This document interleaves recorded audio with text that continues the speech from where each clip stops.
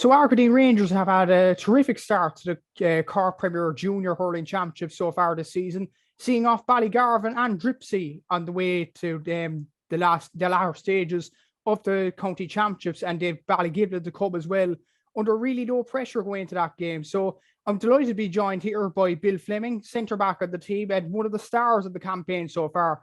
So I suppose first of all, Bill, you couldn't have wished for a better start with Argideen Rangers, 2 wins from 2. Geez, yeah, it's a brilliant start to get.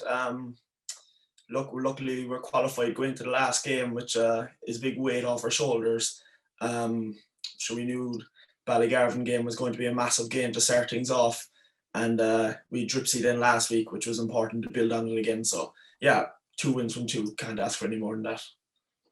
And I suppose before the season even started, were you achieving just to get out of the group in a way, or were you achieving to even go further into the Premier Junior Championship? Well, at the start of the year, the format for the championship was up in the air, to be honest. There was talks that the Premier Junior wasn't even going to be a grade, and if only 4 teams would survive and the rest would go down. So we weren't really sure until that changed, and the Premier Junior is staying now. So when the draw was made, we saw the draw, and we lost to Ballygarvan last year in tight fashion in the quarter final, and we know how good Dripsy are. We played them most years, and of course Ballygiblin winning the Junior A county and getting to the All Ireland final. No, getting out of the group was definitely the aim. Yeah. And I suppose with the Ballygarvan game, especially like after losing them in the last few years or so, and then to beat them by 2 points, 19 points to 211, like, first day out, that must have been an outstanding victory for the Timberlake club. Geez, yeah, it was brilliant victory now. We started off flying it. I think we were up 7 points to 1, but we played them last year. We were up 7 points to 2, so it was kind of similar.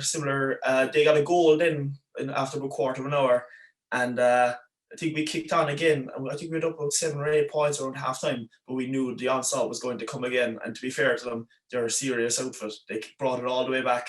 I think it was level with 5 minutes to go, and they had a couple of chances. They could have even gone in front and nearly would have taken a draw at that stage, but it probably would have felt like a loss from the position that we were in. So luckily John Michael O'Callaghan and a few guys stepped up and got a couple of points, and came out of there relieved in the end and just delighted to get the 2 points on the board. I suppose getting them 2 points on the board must have been brilliant for the campaign going forward. I did beat Dripsy, and after that, no, you're going to a game against Ballygiblin under really no pressure to deliver that game. I know Ballygiblin are a decent side, and obviously you'd want to win the game to top the group, but at the same time, to get out of the group even this early is a brilliant achievement. Oh, it is. Yeah, it's a massive weight off our shoulders, to be honest. We get to go into the Ballygiblin game kind of with a bit of a free shot that if you did win the game, you'd have the possibility of possibly getting into a semi-final.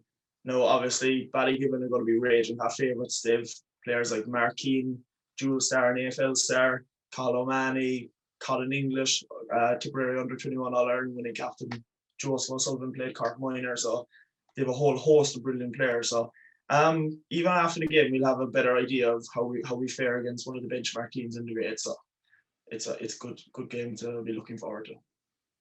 And I suppose you mentioned the benchmark and the grade. That would probably be a main aim for Argideen Rangers. I know winning the 2 games was brilliant for you, but it would kind of show where you're at in this championship, whether you could go further in the competition or if you need things to work on after the Ballygiblin game. Exactly, yeah. Like Ballygiblin, look at their form there over the last 2 years. They're unbeaten in Cork, you know. After this game, you'll have half an idea how we fare against the likes of the Kilbrittons and Tractons and Russell Rovers, who are probably the main teams to be looking at in the grade at the moment. You mentioned Kilbritton there. Is that a prospect you'd be kind of looking forward to if you faced them in the later rows? Because that'll be a big West Cork derby, and for hurling in West Cork, that'll be absolutely huge.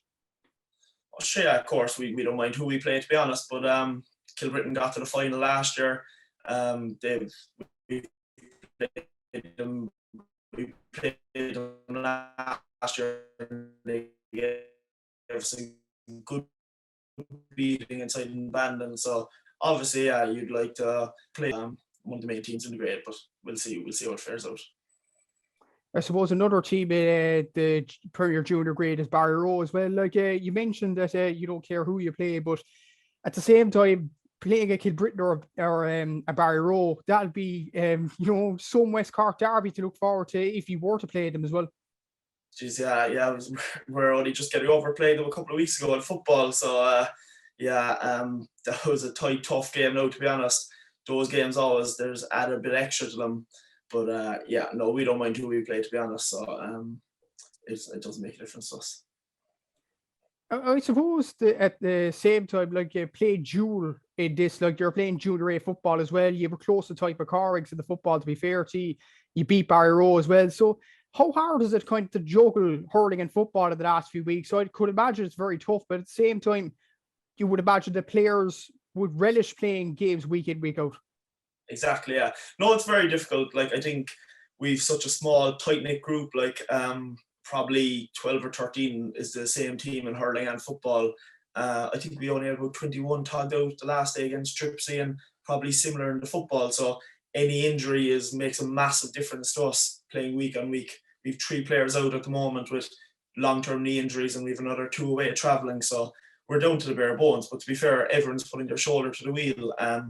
It's great to have games week on week. That's why you're training in the middle of the winter. Like, to be playing out in good weather and good conditions, championship matches against some of the best teams. So no, it's great to be playing week on week. And you mentioned the good weather, like that's only really brought in recent years due to the split season. Like either county usually would be these months, August and September. Like, how good has the split season been so far for clubs like yourself, especially? Like I can imagine it's very good playing in very nice weather conditions week on week. And the split season's ultimately been a success for clubs like Argideen Rangers. It has, absolutely. Yeah. I'm a big fan of it. A couple of years ago there, it was you'd play one game in April and then you'd be off again until nearly the end of August. And, you have to go back training in December or January for the game in April and build yourselves up for that, and then bring yourselves down and almost start a new championship, which it wasn't ideal, to be honest. And then you're playing games in October, November when pitches are soggy and wet. And no, this is the time of year you want to be playing, to be honest. So I'm happy out with it at the moment. And I suppose the main man behind it all in Argideen is Paul Hollands. Like, managed Valley Rovers in the football last year, got them to the quarterfinals of the Premier Senior Football Championship. Brilliant achievement. And it's his first year with the Argideen Rangers hurlers. Like, what sort of influence has he had on the team? I could imagine a massive one. Yeah, Paul has been brilliant. When he took over at the start of the year, most people said, Paul Holland, he's managing football, is it? And we were kind of thinking ourselves, because he's such a good record in football. He's managed Valley Rovers and he's been involved in Cork minor football teams, and I'm sure he had a whole host of offers available to him. But I suppose it instilled a bit of confidence into the squad that Paul was so willing to take on the challenge. That it wasn't one that we were kicking down the door in any championships recently. So he brought in Mikey Welch and Declan Crowley, 2 Tim League stalwarts with him. So no, their management has been super, yeah. I suppose like Paul coming in with the caliber he has behind him, like managing Valley Rovers, being involved in Cork squads, as you mentioned, like, is that kind of an indication of where Argideen Rangers could go as a club in this Premier Junior Hurling Championship? Because obviously Paul sees the potential in you. Yeah, well, hopefully. Like, I suppose the team we had out the last day, I think about 10 of the 15 are under the age of 25. Like, we've asking a lot of fellas like Sean Walsh and Fergal Walsh and Sean Hinchin, fellas only in their second season, 18, 19 years of age, to step up and play a vital role. So I suppose Paul maybe sees the guys coming through as maybe in a couple of years' time that there might be a good team there. So I'm not sure about this year, but yeah, it's great that Paul obviously saw something in us. So that's great to see. And I suppose, like, getting further on the championship, what would be the main aim for Argideen Rangers getting out of the group? Obviously, you've done that now, but what would be a big aim for Argideen to achieve in this competition? Semi-finals, possibly? Possibly, yeah. I suppose we find ourselves in a quarter-final now, regardless of the result the next day. Obviously, we don't know who that's going to be against, but yeah, it's like the grade. There's not much between the top and the bottom team, so I think everyone is going to fancy their chances, whoever they meet. So yeah, semi-final and see how we go then. Yeah, semi-final would be absolutely brilliant for Argideen Rangers. I suppose thanks very much, Bill, for hopping onto the podcast, and wish you the best of luck for the rest of the season. Obviously, the next game against Ballygiblin, which is on August 26th at Riverstown, if anyone wants to go to it. So thank you, Bill, for your time, and I wish you the best of luck for the rest of the season. Perfect. Thanks very much, Matthew. Thank you.